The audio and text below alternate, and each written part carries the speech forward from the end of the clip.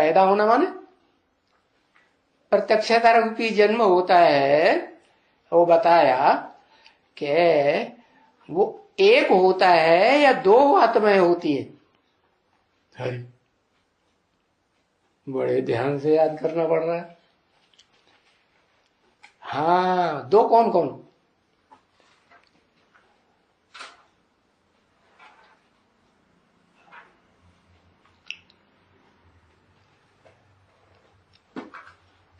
हाँ, प्रजापिता और ब्रह्म।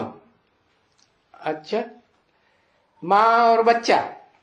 अच्छा, तीसरी आत्मा भूल गई, जो परमानेंट है वो भूल गई है, और जो टेम्परेरी है सो याद रह गए है। अरे मुकर्रर रहता है ना, तो परमानेंट आत्माएं बताना चाहिए ना कौन है। मुकर्रर, मुकर्रर माने टाइमिंग, परमानेंट कौन है? बाकी तो तीसरी आती जाती होगी, है कि सदाकाल रहेगी? कौन है? अरे नाम नहीं लिखा जाता है, उनका नाम नहीं है। हाँ, एक शिव बाप और दूसरा प्रजापिता, तो दो आत्माएं हैं। तो दो आत्माओं में रोती कौन है? प्रजापिता रोता है। क्यों रोता है? तो श्रीमत पर चलेगा तो रोएगा है, और परमत पर और मनुष्य मत पर चलेगा तो रोएगा, है ना? क्यों रोएगा? और शिव तो साक्षी है, सदा सदा साक्षी, या कभी साक्षी और कभी लगाव झुकाव वाला है। हाँ, तो बताया कि जो महात्मा कहा जाए, या महा कह दो, परम कह दो, महत कह दो, वो कौन है? दोनों दो आत्माएं बताई ना, एक शिव एक प्रजापिता। उनमें किसको कहे? महात्मा, परमात्मा है, महत ब्रह्म। हाँ, क्या लिख के बताओ, ये तुम्हारी इशारेबाजियां हमें नहीं समझ में आती, इतनी अकल नहीं है हमारे में है। दोनों को मिल गया है, दोनों का मिल महा। अरे ये तो समझा कि महा दो मिलते हैं तो महान हुए, एक निराकार एक साकार, दो मिले।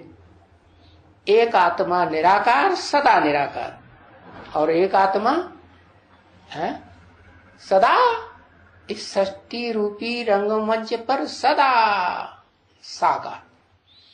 तो दो मिलते हैं तो कहा जाता है महा।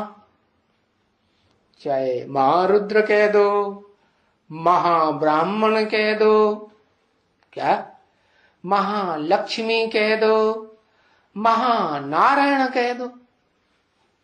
नहीं समझ में आया? महानारायण कब, कौन कौन दो मिलते हैं तो महानारायण?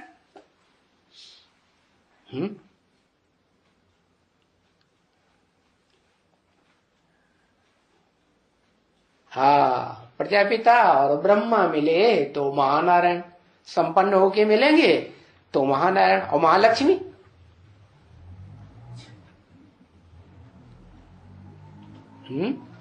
आ जाओ ला, अब समझे, अब धड़ाधड़ काम कर रहा है। हाँ, जगदम्बा और लक्ष्मी ये दोनों मिले संपन्न होकर के तो कहा जाता है महालक्ष्मी। ऐसे ही महाब्राह्मण है।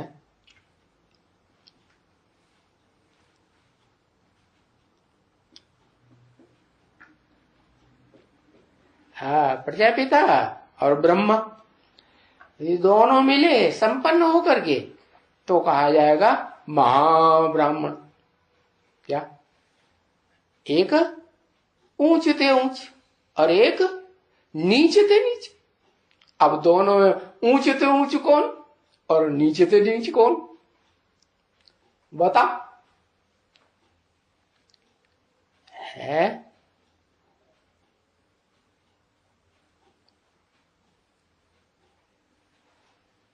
कैसे? है ब्रह्मा बाबा को तो कोई नहीं कहता कि दुख दिया। कोई ब्राह्मण कहता है? जो बीज रूप आत्मा है एडवांस वाले अपने को कहते हैं कि ब्रह्मा बाबा ने हमको दुख दिया है। चाहे अव्यक्त सूक्ष्म शरीर से चाहे स्थूल शरीर से कोई ऐसी बात बोली जो दुख दिया? बोली? हाँ, जो ज्यादा नीच बनता है सो ही ज्यादा ऊंच बनता। ये बात नहीं पूछी, जो पूछा सो बताओ। एवरलास्टिंग नीच कौन और एवरलास्टिंग ऊंच कौन? दोनों में।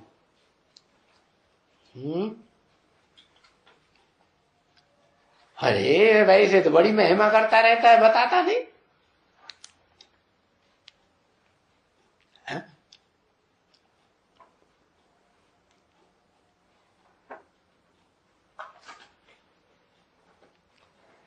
एक अक्षर लिखना है, चार बताए, महानारायण, महालक्ष्मी, महाब्राह्मण, महारुद्र। चारों को चार ऊंच से ऊंच एक तरफ बताओ और नीचे से नीचे एक तरफ बताओ। एक एक अक्षर लिख दो। चारों को पूछा तो एक का लिखा, जगदम्बा और ब्रह्मा। अरे जगदम्बा और ब्रह्मा मिलेंगे तो क्या होगा? तो कौन सा महाब्रह्मा बनेगा क्या? ब्रह्मा तो महा होता ही नहीं। ब्रह्मा नहीं है, कुछ बात ही नहीं बन रही है।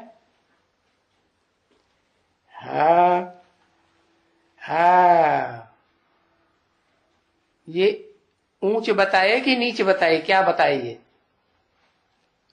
ऊंच, प्रजापिता ऊंच, लक्ष्मी ऊंच, जा मने चला जा, जाग जाग जा, सो जा।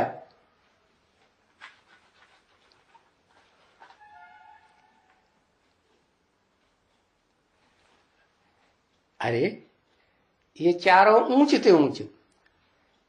अच्छा नीचे से नीचे बताओ फिर। अरे नाम लिखो एक एक अक्षर में। प्रजापिता नीच, लक्ष्मी ऊंच, झंडा ऊंचा रहे हमारा, विजयी विश्व तिरंगा प्यारा। वाह भाई है। अरे लिखा रहने दो, बिगाड़ क्यों दिया था?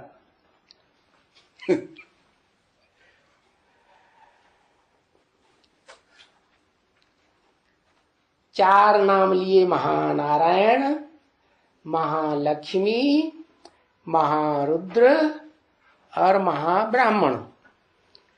तो दो दो मिलते हैं तो महा बने। उनमें एक तरफ लिखो नीच और एक तरफ लिखो ऊंच। एक एक अक्षर में लिखो भाई। रुद्र, नारायण,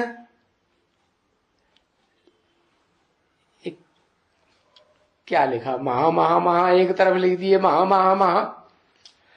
अरे महा माने दो हैं, उनमें एक नीचे है एक ऊंचे है। और चार महा बताए तो उनमें नीचे एक तरफ लिखो और ऊंचे एक तरफ लिखो।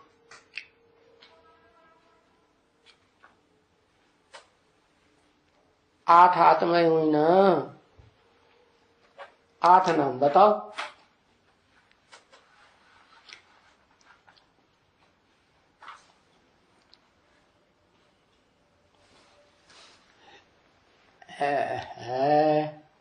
एक एक अक्षर लिखना है। कहाँ है 4? ऊंच 3 लिखे, महा, रुद्र, जाने क्या लिख दिया ऊंच। 4 नाम लिखो ऊंच के और 4 नाम लिखो नीच के।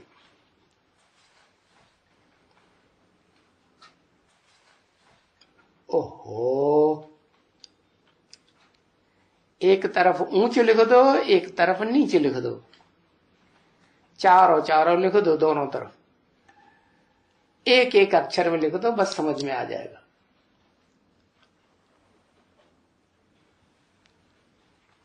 अब इसने 2 ही 2 लिख दिए, अब कह रहे 4 लिखो।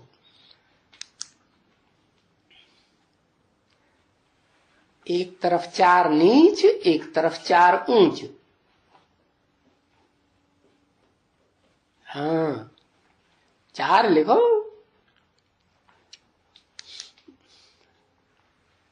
माता जी को समझ में ही नहीं आ रहा है।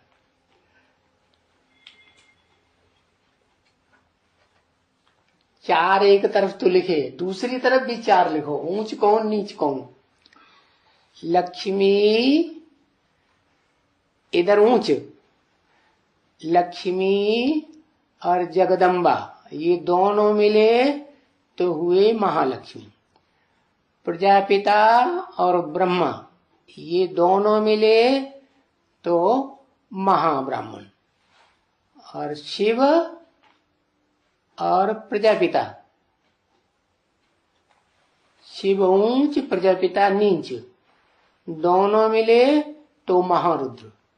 और प्रजापिता और ब्रह्मा ये दोनों मिले तो महानारायण। बिल्कुल करेक्ट। देखो तो दुनिया भर का 4 जगह लिख दिया। 2 ही जगह लिखा ना, एक नीच एक ऊंच।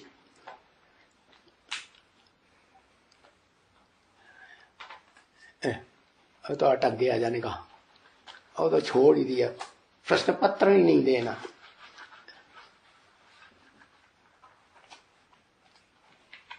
नहीं समझ में आ रहा है? हाँ तो लिखो, सप्लीमेंट्री ले लो, पास हो जाओ। हाँ,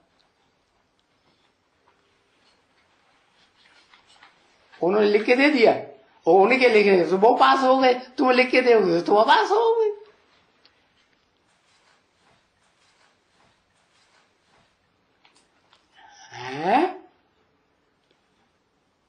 सहज सहज बात है तो भी नहीं बुद्धि में बैठ रही।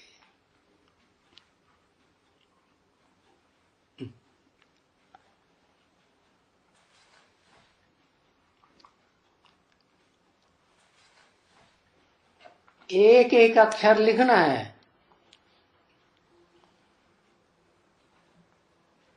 शिव प्रजापिता, शिव और प्रजापिता, इस तरफ ऊंच इस तरफ नीच।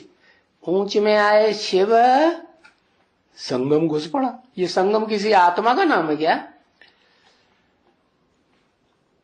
शंकर ऊंच किधर है? ऊंच इधर है और शिव नीच हो गया। और ये 3 कहां? तीसरा कौन घुस पड़ा? हाँ, ऊंच कौन है? किधर? इधर ऊंच है। हाँ, ऊंच है शिव, प्रजापिता, लक्ष्मी, लक्ष्मी नहीं लक्ष्मी, छोटा ला, लक्ष्मी और ब्रह्मा। अच्छा, इनके सहयोग में है शिव के साथ शंकर मिला तो हुआ महारुद्र। ठीक है। और प्रजापिता और ब्रह्मा मिला तो महाब्राह्मण। और लक्ष्मी और जगदम्बा मिला तो महालक्ष्मी। और अब ये तीसरा ग्रुप क्यों बना रहे? प्रजापिता और ब्रह्मा ये दोनों आत्माएं संपन्न बनी तो महानारायण। हाँ, ठीक हो गया। शिव प्रजापिता, रुद्र महारुद्र, संगम नारायण, सतयुगी नारायण तो महानारायण, और लक्ष्मी और जगदम्बा दोनों मिले तो महालक्ष्मी, और राम और कृष्ण दोनों मिले तो महानारायण। ये तो तीन ही है, तीन ग्रुप बना दिए। चार चाहिए ना, लक्ष्मी, शिव और प्रजापिता, और चौथा कहां गया? लक्ष्मी प्लस जगदम्बा महालक्ष्मी, शिव प्लस प्रजापिता महारुद्र, ब्र प्रजापिता और ब्रह्मा नारायण, चौथा कहां गया? चौथा गायब। अरे चार बताए ना महा में।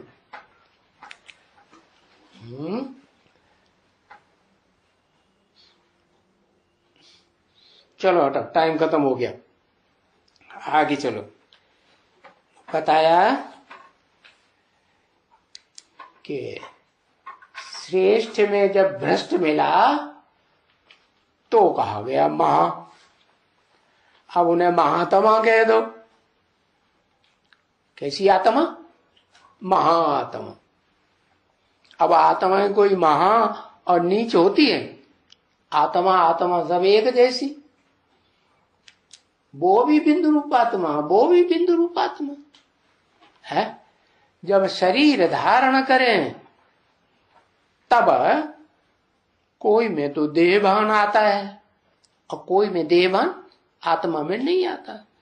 तो जिसमें आत्मा में देहभान नहीं आता, भले साथ में रहे तो भी नहीं आता, प्रवेश करके मुकर्रर रूप से रहे तो भी नहीं आता है, तो उसे कहेंगे है, क्या कहेंगे?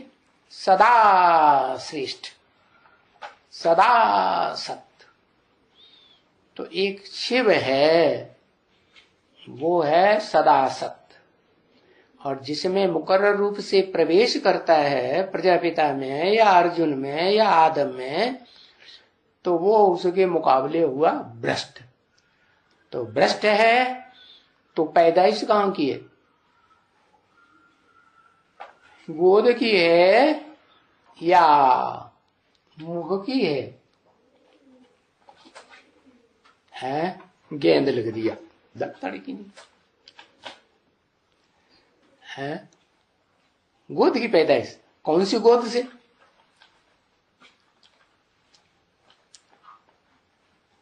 कौन सी गोद से पैदाइश? गोदावरी, क्या लिख दिया?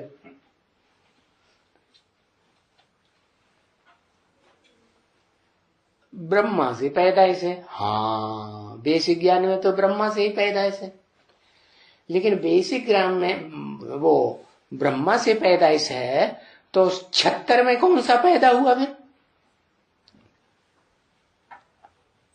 है ब्रह्मा की पैदाइश है।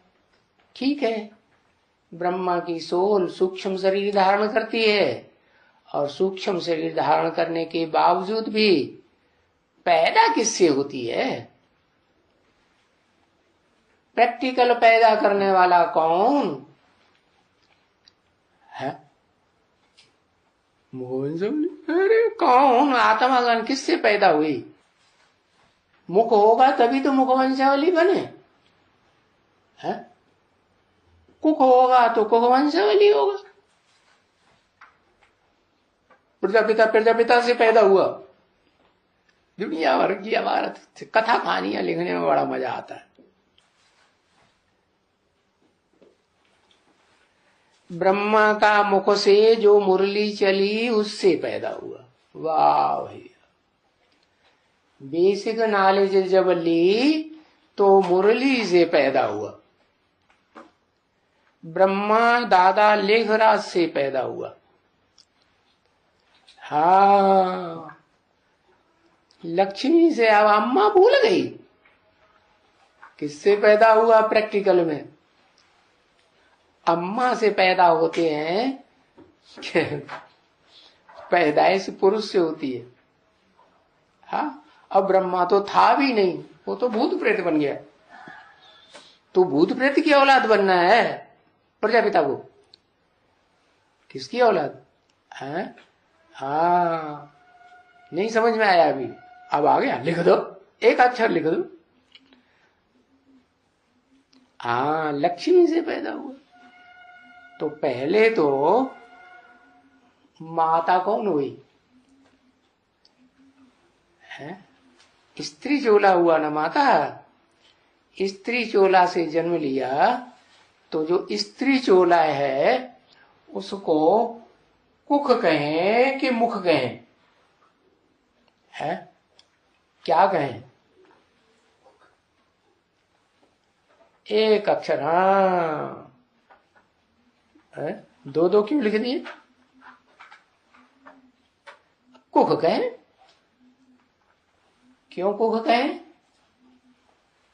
है इसलिए कुख कहें कि जिससे पैदा हुआ तो ये तो पता चला कि मैं ज्योति बिंदु आत्मा हूं, मैं शरीर नहीं, ये पता चल गया।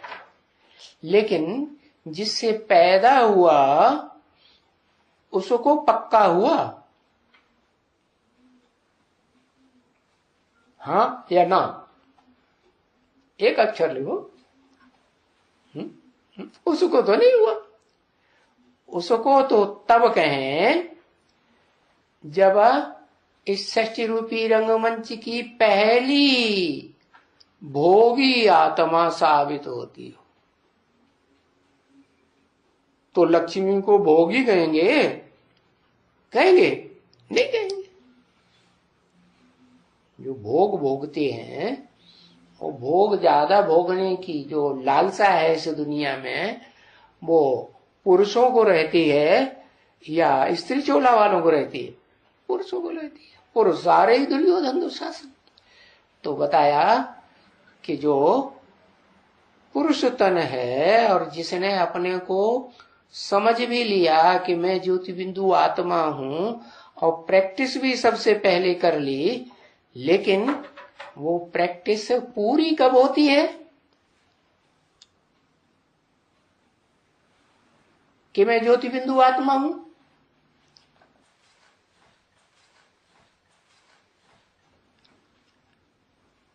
पांच दिसंबर।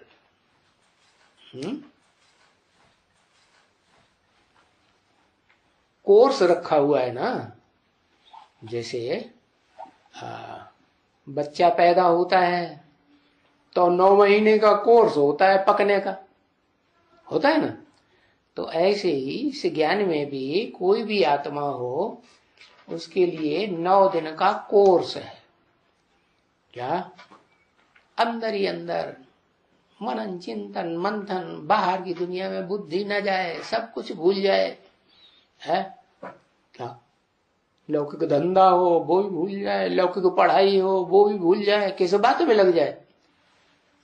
फाउंडेशन पक्का हो या कच्चा हो? फाउंडेशन एकदम पक्का। जितना गहरा फाउंडेशन होगा उतना बड़ा वृक्ष या मकान बनेगा। बिल्डिंग स्थायी कब रहेगी? फाउंडेशन खूब गहरा होगा तो बिल्डिंग स्थायी रहेगी। जिस पेड़ की जड़ एकदम गहरी जाती है नीचे, तो जब झंझावात आएगा, तूफान आएगा, तो वो स्थिर रहेगा या टूट जाएगा? स्थिर रहेगा। तो ऐसे ही है, तो 7 दिन का जो कोर्स है वो फाउंडेशन है। उसमें भी एक दिन आना, एक दिन जाना, तो कितने हुए? 9 दिन। हाँ, तो 9 दिन में ये 9 महीने लौकिक दुनिया में गिने जाते हैं। फाउंडेशन पक्का होता है, लेकिन कोई कोई को 1 दिन 2 दिन ज्यादा लग सकता है कि नहीं है? किसी की समझ में नहीं आएगा तो ज्यादा लगेगा, और समझ में जल्दी आ जाएगा तो कम भी लग सकता है कि नहीं? कम भी लग सकता है। तो बताया कि ये तो पक्का हो गया कि जो जन्म लिया वो किससे लिया, कुखों से या मुख से? कुखों से जन्म लिया। क्या प्रूफ? इसका प्रूफ बताओ कि भाई कुखों से जन्म लिया, मुख से जन्म नहीं लिया। मुख में आत्मा होती है, कुख में देहभान होता है कर्म इंद्रियों का।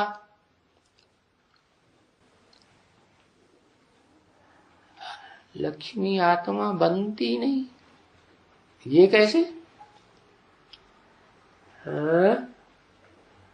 आत्मा नहीं बनती, देह बन के रहती है। तो देह तो नीचे ले जाने वाली होती है। लक्ष्मी बुद्धि में छा गया, क्या लिखा है? क्या बुद्धि में छा गया?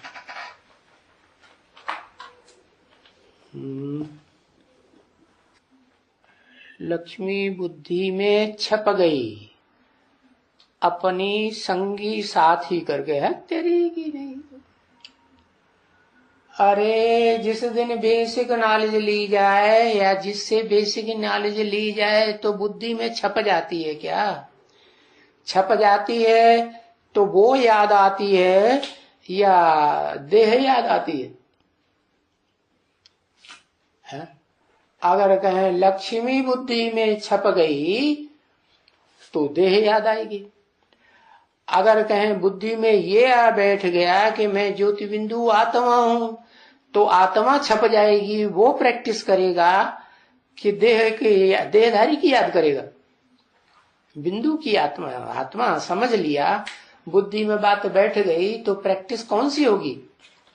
जिस जो बुद्धि में बात छप गई उसकी प्रैक्टिस होगी ना। तो बताया कि वो 5 दिसंबर तो बता दिया कि आत्मा जो है पहली ज्योति बिंदु स्टेज का अनुभव करती है और आत्मा अपन को समझेंगे तो परम पिता से मेल होगा। ठीक है, लेकिन अब सवाल ये है कि जहां से जन्म लिया वो जन्म जो है उसको मुखवंशावली का जन्म कहें या कुखवंशावली का जन्म कहें? जन्म तो कुखवंशावली से हुआ ना, कोख से जन्म हुआ ना। तो जो कोख से जन्म हुआ वो तो कहेंगे कि साकार ब्रह्मा से ब्राह्मण जो बना और ब्राह्मण वंशावली बना। क्या बना? इस जन्म में तो ब्राह्मण वंशावली बना कि ब्राह्मण बना। क्या ब्राह्मण चोटी बना या वंशावली बना? अरे एक अक्षर लिखो, चोटी बन गया लड्डू। फिर वहां क्या नाम, और मडल में क्या बना होगा? वंशावली बना। वंशावली का मतलब उससे ये बना, इससे वो बना, फिर उससे वो बना। क्या उसको कहते हैं वंशावली। एक से दूसरा पैदा हुआ, दूसरे से तीसरा पैदा हुआ, तीसरे से चौथा पैदा हुआ, वो चौथा कहेंगे वंशावली। नहीं समझ में आया? हाँ, तो ये जो कहेंगे कि इस जन्म में, वर्तमान जन्म में वो कुखवंशावली हुआ या मुखवंशावली हुआ?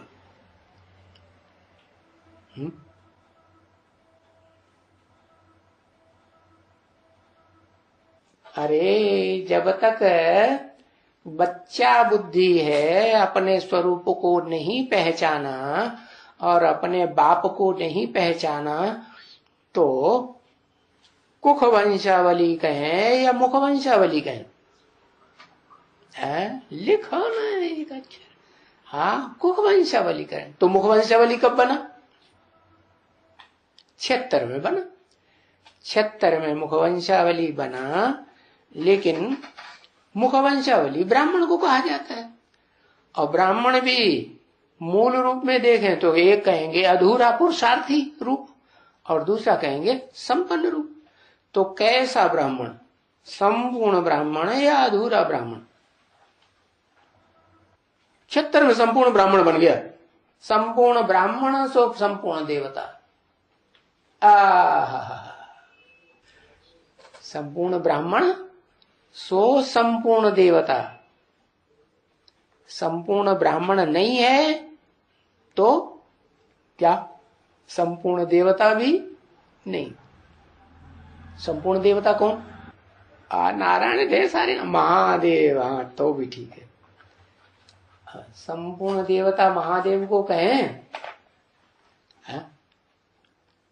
महादेव को संपूर्ण देवता कहें। महादेव का काम क्या है? महादेव का काम क्या है? मुख्य काम क्या है?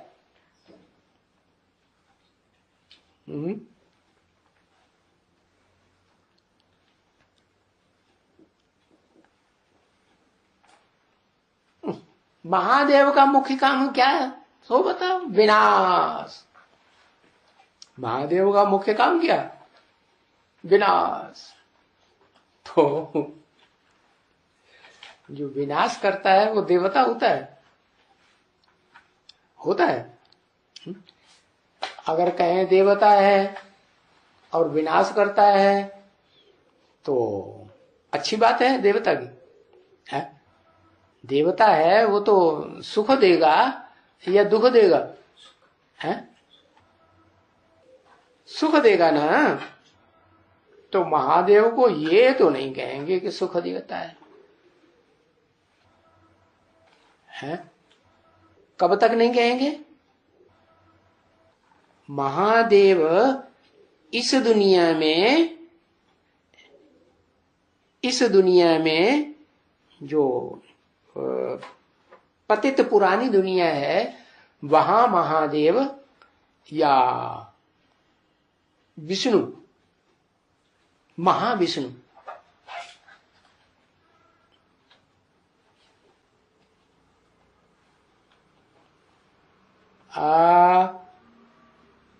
महादेव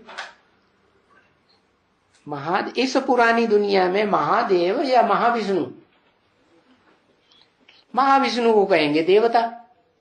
महादेव जो विनाश करता है उसको देवता कहेंगे। जैसे कहते हैं महाब्राह्मण, तो महाब्राह्मण जो है वो आज की दुनिया में क्या करते दिखाते हैं? भीख मांगते हैं। क्या कोई मर जाता है तो मरे हुए के कपड़े, वस्तुएं वो उनको दे दो, बस उससे संतुष्ट हो जाते हैं। तो नीच ब्राह्मण हुए या ऊंचे ब्राह्मण हुए? नीच ब्राह्मण। महा का मतलब ही है कि नीच मिक्स हो गया। क्या महाविष्णु कहने में तो ये आता है कि विष्णु से ऊंचा महाविष्णु, लेकिन वास्तव में ऊंच नहीं है। क्यों?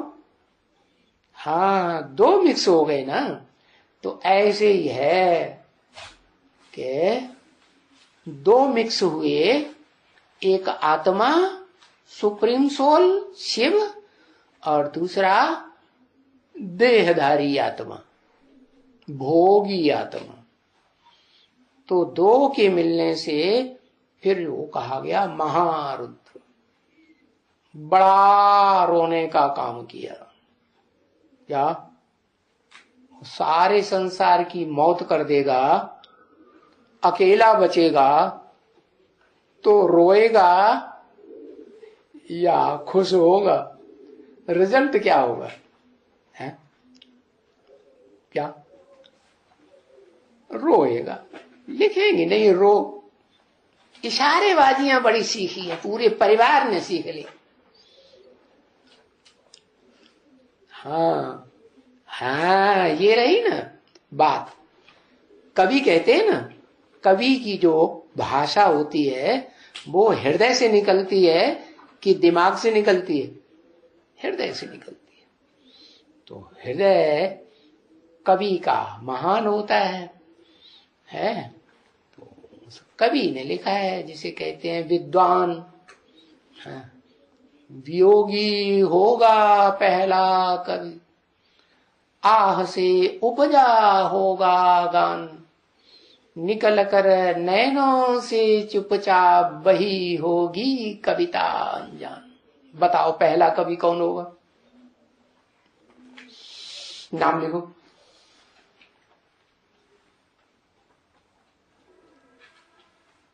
व्यास, कालिदास है?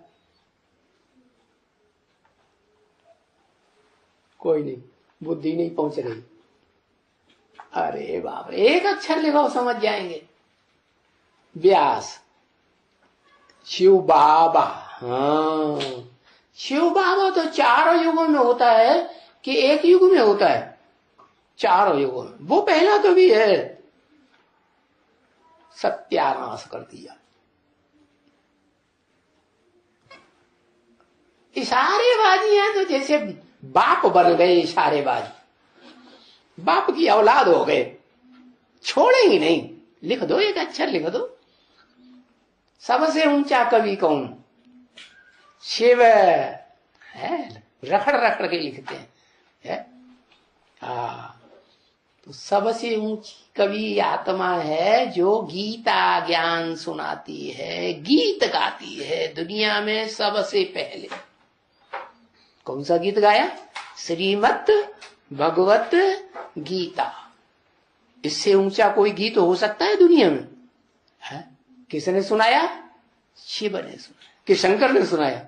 नहीं, शिव ने। हाँ, ये है कि सुनाया तो मुख से ही सुनाएगा, है? मुख से सुनाएगा तो उस मुख को जो पहचानेंगे उनको कहेंगे मुखवंशावली। क्या पहचानेंगे कि ये हमारा मुख जो है वो ऊंचते ऊंच है। ऊंचते ऊंच माने श्रेष्ठ ते श्रेष्ठ। तो श्रेष्ठ की मत पर चलेंगे तो क्या कहेंगे? मुखवंशावली। और नहीं तो नहीं चले तो फिर जो तो चार ब्रह्मा मौजूद हैं। क्या? एक तो है ऊर्ध्वमुखी ब्रह्मा, ऊपर को मुख वाला, जो पांचवा मुख कहा जाता है पंचानन। तो वो तो हो गया ऊपर का मुख, जो ऊपर ही बुद्धि बनी हुई है। 24 घंटे ऊपर रहे तब प्रत्यक्ष होगा कि मिनट 2 मिनट 10-20 सेकंड बुद्धि ऊपर रहे बाकी नीचे आ जाए तो कहेंगे? कब कहेंगे? हाँ, 24 घंटे बुद्धि जो है ऊपर वाले में ही लगी रहे। कहाँ ऊपर वाले में? शिव। शिव आत्मा ज्योति बिंदु ही बुद्धि में बैठा रहे। क्या? ज्योति बिंदु के अलावा और कोई दिखाई ना पड़े। क्या? बात भी करे कोई से तो भी क्या दिखाई पड़े? प्रकृति में ज्योति बिंदु आत्मा दिखाई पड़े। ऐसी प्रैक्टिस हो जाए तब क्या कहेंगे उसे? है मुखवंशावली। नहीं तो पक्का मुखवंशावली या कच्चा मुखवंशावली? क्या कहेंगे? है कच्चा मुखवंशावली। तो बताया कि पक्का मुखवंशावली बनना है चोटी का ब्राह्मण बनना है। संसार में वो प्रत्यक्ष हो जाए कि जितने भी ब्राह्मण बनते हैं ब्रह्मा मुखवंशावली कहे जाते हैं, उनमें अव्वल नंबर कब बनेगा? तब बनेगा जब एक आत्माओं का बाप याद आए और बाप के रहने का घर ही याद आए। कौन सा घर है?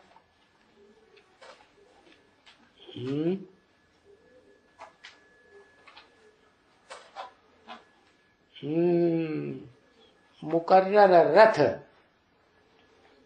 ठीक है, मुकर्रर रथ जो है उसमें भी तो दो हिस्से हैं, एक ज्ञानेंद्रियों का हिस्सा और एक कर्मेंद्रियों का हिस्सा है।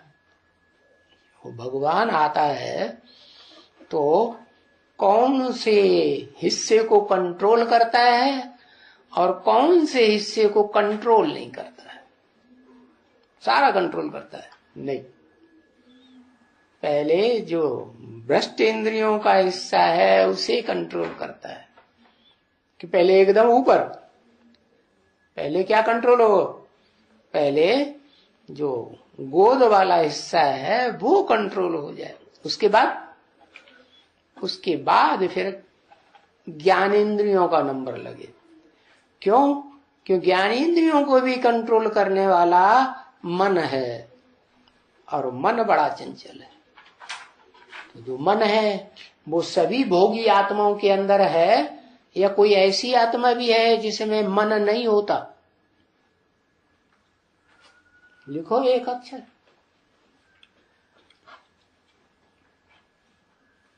भोगी आत्माओं की बात हो रही है। भोगी आत्मा कोई दुनिया में है ही नहीं। आज सभी में है मन। तो जब तक मन अपना काम कर रहा है, मन बुद्धि के कंट्रोल में नहीं हुआ है, तब तक यही कहेंगे कि कुखवंशावली या मुखवंशावली।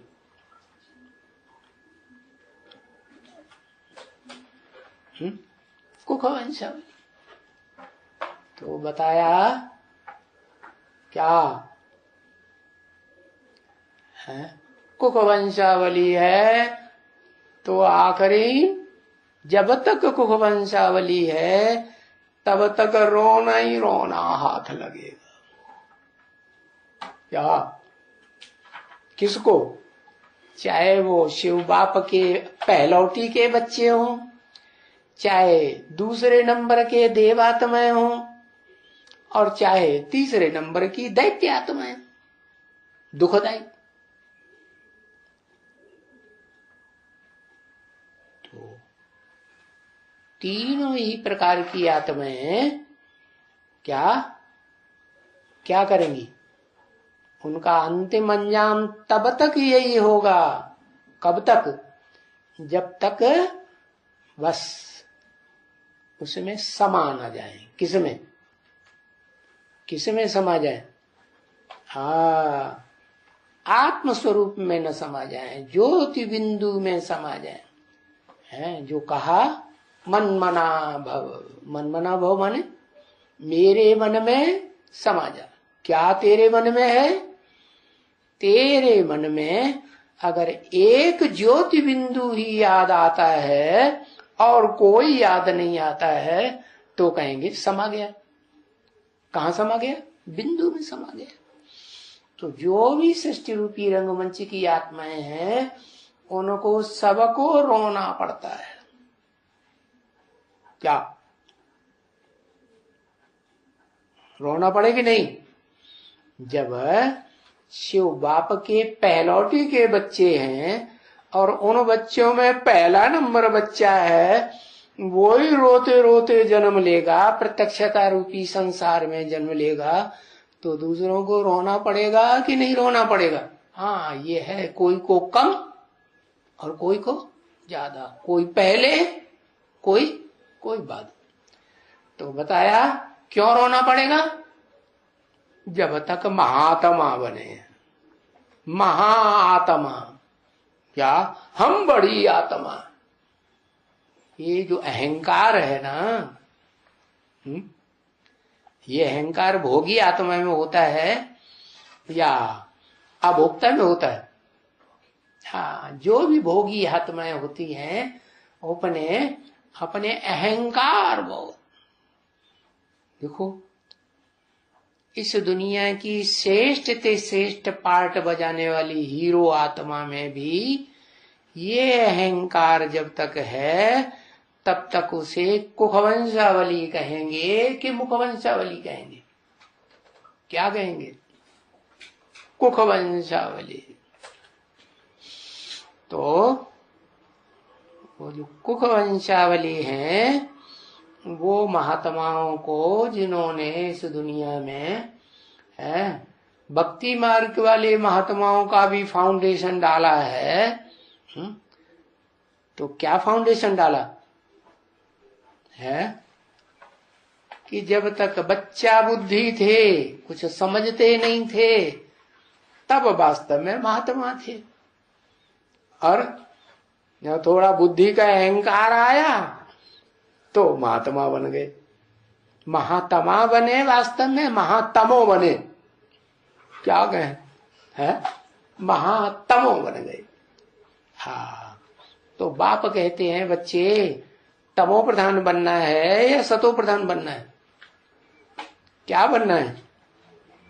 सतो प्रधान बनना है। सतो प्रधान आत्मा होगी तो रोएगी रुलाएगी, या तमो प्रधान आत्मा होगी तो रोएगी रुलाएगी? क्या करेगी? तमो प्रधान होगी तो रोगी रोएगी और दूसरों को भी रुलाएगी। तो क्या करना है? महात्मा बनना है या नहीं बनना है? बनना, कहता महात्मा बनना है। महात्मा बनना है। महा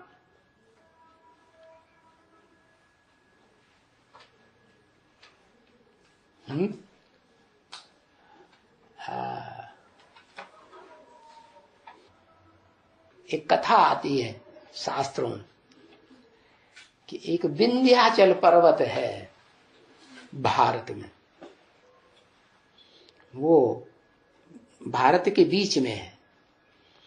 और एक पर्वत है जिसे शास्त्रों में कहा जाता है मेरु पर्वत।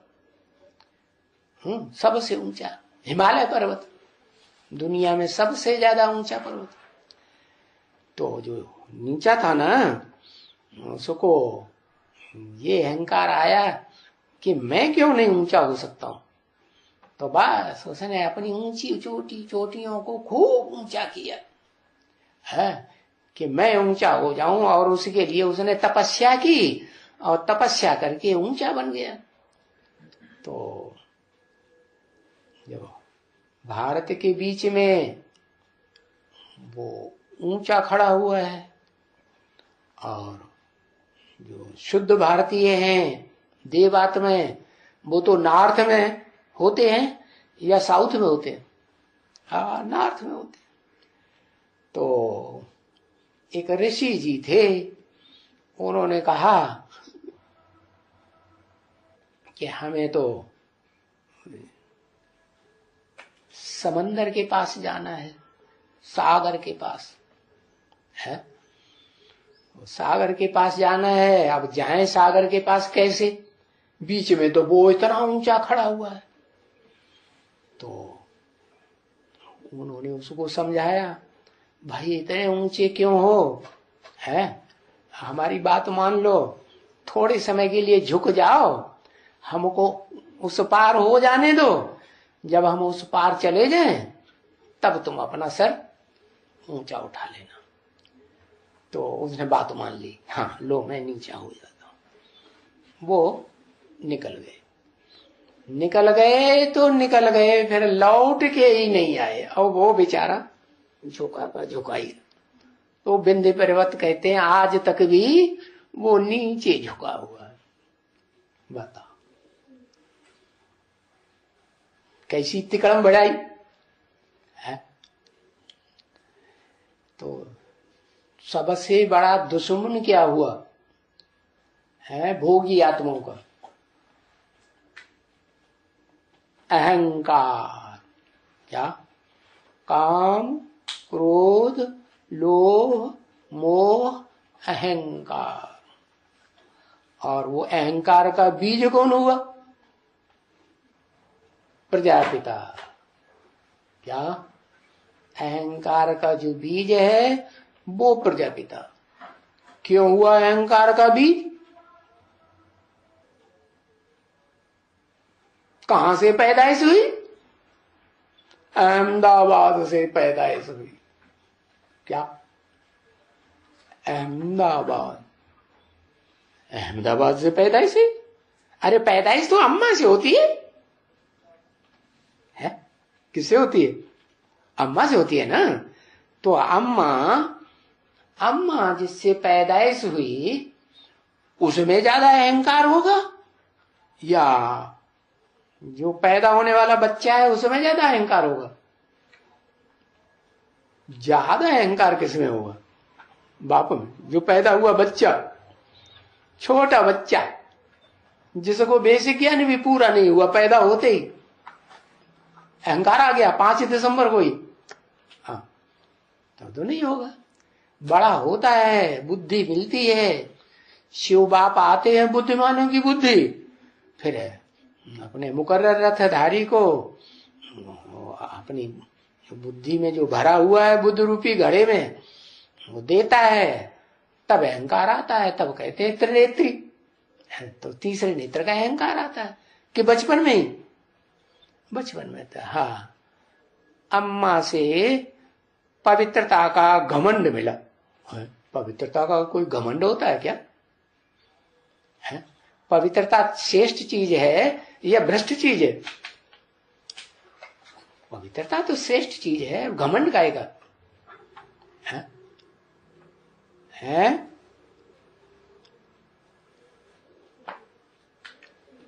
अरे साबित करो पवित्रता घमंड है या निरभिमान है?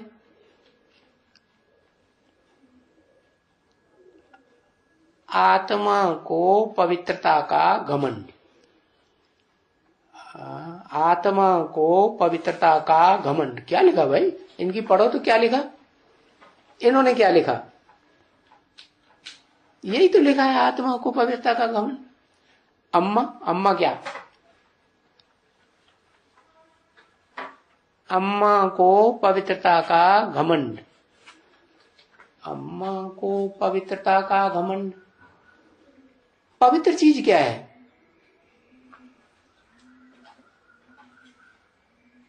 पवित्र तो ज्ञान है, ने कि देह की पवित्रता ही पवित्रता है। मन बुद्धि की पवित्रता पवित्रता नहीं है, है? तो वो मन बुद्धि की पवित्रता जिसे कहेंगे, वो तो जब आती है किसी भी आत्मा में, या पहली सृष्टि रूपी रंगमंच का पार्ट बजाने वाली हीरो आत्मा में भी मन बुद्धि की पवित्रता आती है, तब कहेंगे वो पवित्र। और सबसे जास्ती पवित्र कि जब तक नहीं आई है तब कहेंगे, नहीं कहेंगे। तो वास्तव में देह की पवित्रता जो है वो कोई उतनी श्रेष्ठ नहीं है। असली पवित्रता है बिना ज्ञान के गति नहीं होती है। ज्ञान है तो गति आएगी, मुक्ति आएगी, जीवन मुक्ति आएगी। ज्ञान नहीं है तो मुक्ति और जीवन मुक्ति नहीं है, दुर्गति ही दुर्गति है। अज्ञान से दुर्गति और ज्ञान से सदगति, ज्ञान से सुख और अज्ञान से दुख। तो बताया गोद कौन सी हुई है और मुख कौन सा हुआ?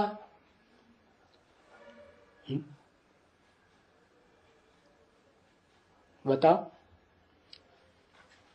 मुख कौन और गोद कौन?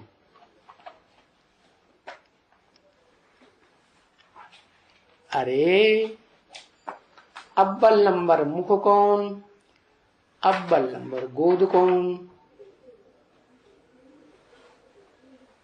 अव्वल नंबर मुख ब्रह्मा, दादा लेखराज। अव्वल नंबर मुख ब्रह्मा, दादा लेखराज।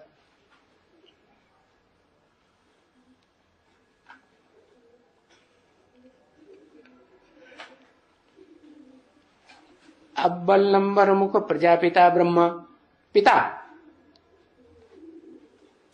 परम ब्रह्म भूल गया।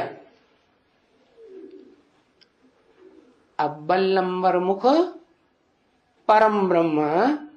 मुख किसको होता है? अम्मा को है? जब देह हो तो मुख होगा या बिना देह के मुख होगा?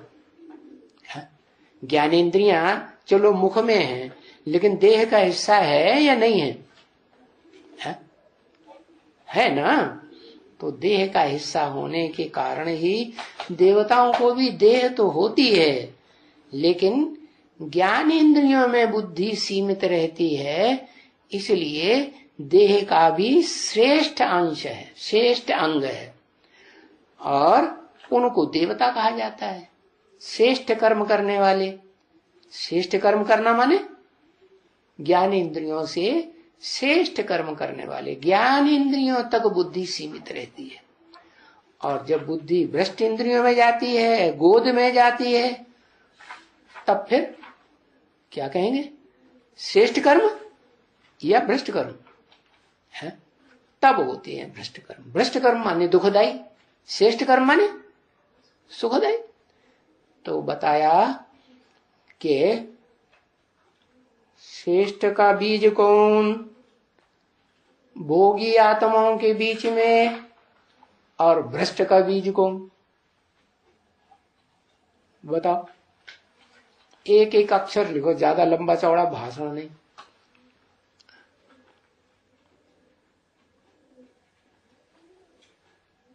श्रेष्ठ भोगी आत्माओं के बीच में पूछा, वो तो ना श्रेष्ठ बनता है ना भ्रष्ट बनता है। शिव को श्रेष्ठ कहें, अगर श्रेष्ठ कहें तो किससे श्रेष्ठ,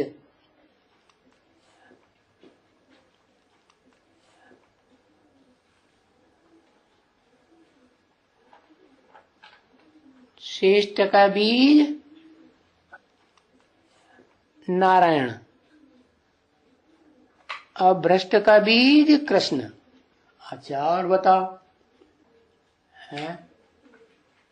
है एक अक्षर नहीं लिखेंगे, दुनिया भर की इबारत लिखेंगे, 2500 साल खत्म हो जाए।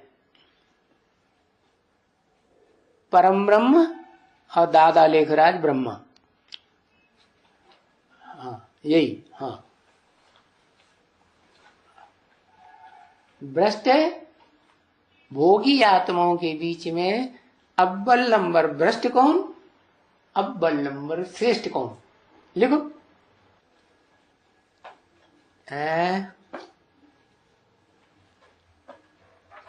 परम ब्रह्म श्रेष्ठ, प्रजापिता भ्रष्ट, दो आत्माएं। भोगी आत्माओं के बीच में अव्वल नंबर एक बताओ, श्रेष्ठ कौन, श्रेष्ठ। फिर अरे शिव बाबा तो इस सृष्टि पर सदाकाल मौजूद है ना, तो जो सदाकाल मौजूद है वो पागलों जैसे काम करता है कि नहीं शिव बाबा? कभी आया, कभी हूं, हाँ। तो फिर श्रेष्ठ कैसे हुआ? भोगी आत्माओं के बीच में श्रेष्ठ बताओ कि भ्रष्ट, वो तो दोनों हो गया। श्रेष्ठ भी है, 4 युगों में पाठ बजाने वाला, भ्रष्ट भी है शिव बाबा। सारी सृष्टि का बीज तो एक ही होगा कि दो दो होंगे? हाँ, वो ही श्रेष्ठ भी है, वो ही भ्रष्ट भी है।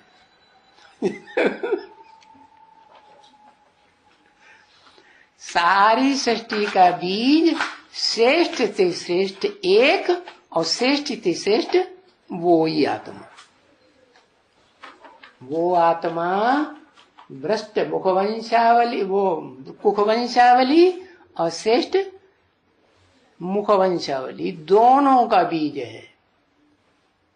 क्या कहा? तो अभी जब तक संपन्न पुरुषार्थी नहीं बना, संपूर्ण ब्राह्मण, तब तक क्या है? कुखवंशावली है कि मुखवंशावली है? कुखवंशावली। तो महात्मा है या परमात्मा है? महात्मा है। हाँ, परमात्मा तब कहा जाए परम पाठधारी, हीरो पाठधारी, जब क्या शिव समान निराकारी, निर्विकारी, निरहंकारी स्टेज धारण करे। ओम शांति।